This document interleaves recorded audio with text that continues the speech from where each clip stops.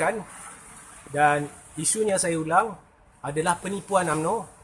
Bagi saya UMNO ni makin resis, tengah memainkan isu perkauman, dan satu isu yang baru ditimbulkan, sengaja ditimbulkan sebenarnya, mungkin disebabkan pilihan raya negeri Sabah yang bakal diadakan, ya, ialah isu penggunaan bahasa Mandarin dalam laman web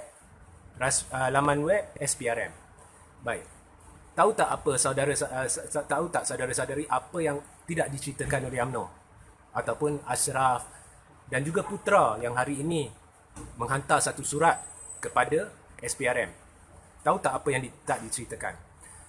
Apa yang tak diceritakan ialah sebenarnya, nombor satu, laman web dalam bahasa Mandarin ni bukan laman utama. Dia adalah laman pendua. Dia adalah laman terjemahan. Okey? Now, di dalam, itu nombor satu ya. Nombor dua, laman web ini sebenarnya dimulakan di bawah pentadbiran Datuk Seri Najib Tun Razak pada tahun 2015. Dan pada ketika itu, penggunaan bahasa Mandarin dalam laman pendua ni, iaitu laman terjemahan ni, diterima baik oleh semua ahli-ahli UMNO, pemimpin-pemimpin UMNO, tidak menjadi hal. Jadi ini adalah satu propaganda jahat UMNO. Ia adalah isu perkauman dan lazim isu-isu sebegini ditimbulkan dan dilontarkan sebelum pilihan raya. Sebab di Sabah ni ada tempat-tempat tertentu ni UMNO nak sangat undi Muslim Bumi Putera. Okey? Jadi ini adalah satu perkara yang amat jahat oleh orang-orang seperti Ashraf. Okey. So saya ulang ya, dua perkara yang tidak diceritakan ialah nombor satu, ini laman pendua, bukan laman utama, dan dia adalah laman terjemahan. Ya. Dan nombor dua, laman ini sebenarnya dimulakan di bawah pentadbiran Najib Razak pada tahun 2015 dan tidak pernah ada kekangan halangan daripada mana-mana ahli atau pemimpin UMNO, malah diterima baik pada ketika itu.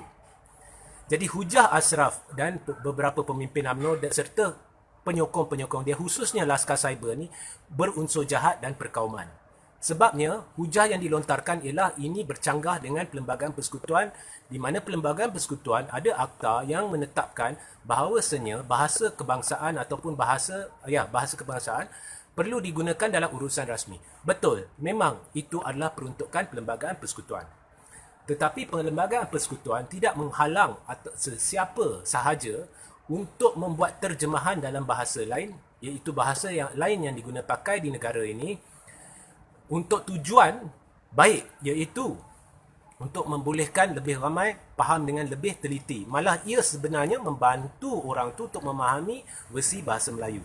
Jadi tidak ada halangan dari Perlembagaan Persekutuan. Dan ketiga, orang yang mengetengahkan akta dalam akta atau Perlembagaan Persekutuan ni, atau peruntukan Perlembagaan Persekutuan ni, memutarbelik fakta. Sebab memang Perlembagaan Persekutuan memerlukan orang ataupun badan-badan kerajaan dan badan-badan rasmi dan sebagainya untuk menggunakan bahasa kebangsaan dalam urusan rasmi. Memang betul. Tetapi mereka lupa beritahu bahawa SPRM memang mengutamakan bahasa Melayu dan ada laman dalam bahasa Melayu untuk urusan rasmi. Dan laman pendua ini adalah laman yang diterjemah, yang diperkenalkan pada zaman pentadbiran Najib Razak.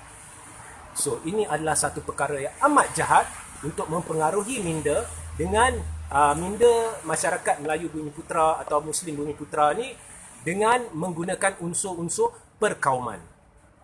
Okey? Saya tak kira UMNO ke siapa ke. Ini perkauman lampau. Okey. Serupa dengan isu yang saya timbulkan dulu. Saya dah beritahu sebelum Kerajaan Pimpinan Pakatan Harapan tumbang, isu tabung haji dimainkan dengan hebat. Dua isu. Satu bahagian teknikal berhubung tabung haji, dan satunya bahagian perkauman berhubung tabung haji. Saya pada awalnya memang memperjuangkan isu kononnya aset Melayu Islam ni dipindah milik kepada bukan Muslim dan ia mengaitkan orang Islam. Sebab benda ni diwar-warkan oleh pemimpin UMNO termasuk Ashraf dan beberapa pemimpin lagi dan pemimpin atau kepimpinan PAS. Tapi ada satu ketika tu saya berhenti. Saya membuat keputusan saya nak buat penilaian. Jadi saya pergi berjumpa dengan pakar-pakar Islamik dan pakar-pakar perbankan Islam.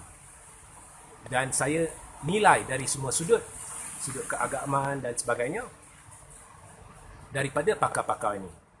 Dan saya mendapati sebenarnya apa yang saya sangkakan rupa-rupanya benar. Sebenarnya tidak ada isu apabila satu urus niaga dilakukan oleh mana-mana Muslim dengan bukan Muslim. Tujuan tabung haji beli aset adalah untuk pelaburan. Dan apabila nilai aset itu meningkat, memang kita jual untuk dapat balik pulangan. Pulangan ni dapat kat siapa? Kat Melayu Islam. Okey. Penjualan aset ni sebenarnya dah perkara lazim semenjak zaman pentadbiran BN atau Najib lagi. Banyak dilakukan. Malah lebih banyak aset-aset dijual dalam zaman pentadbiran Najib. Okey. Jadi apabila saya buat kajian ni, saya turut mendapati bahawa asalkan keputusan tu dibuat oleh satu lembaga Islamik yang diketuai oleh seorang pemimpin atau ketua Islam yang berkelayakan. Ya. Dan memang kalau kita lihat tabung haji, dia dipimpin oleh seorang Islam yang berkelayakan, yang ada pengalaman mendalam dalam kapasiti tinggi dalam urus niaga perbankan Islam.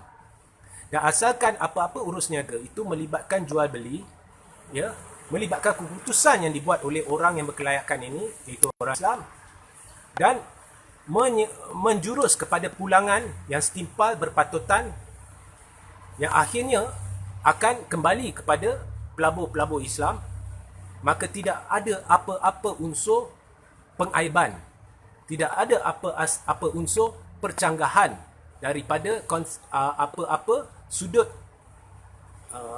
neraca Islam. Ya, sama ada kita lihat dari segi neraca syarak, apa-apa sudut pun tidak ada percanggahan. Ya, dan ada banyak berita palsu yang ditularkan yang membanjiri media sosial. Satu daripadanya kononnya tabung haji ini pernah dipengerusikan satu mesyuarat tu oleh seorang bukan Muslim, itu adalah palsu. Kemudian isu kononnya sebenarnya dipindah milik kepada satu SPV bawah Kementerian Kewangan yang ditadbir oleh seorang bukan Muslim. Itu sebenarnya tidak jadi hal dan saya baru jelaskan mengapa. Dan akhirnya Kementerian Kewangan ataupun Minister of Finance Incorporated ni, di bawah mana SPV ni duduk, bertanggungjawab pada kerajaan Malaysia yang diketuai oleh seorang Perdana Menteri Melayu Islam.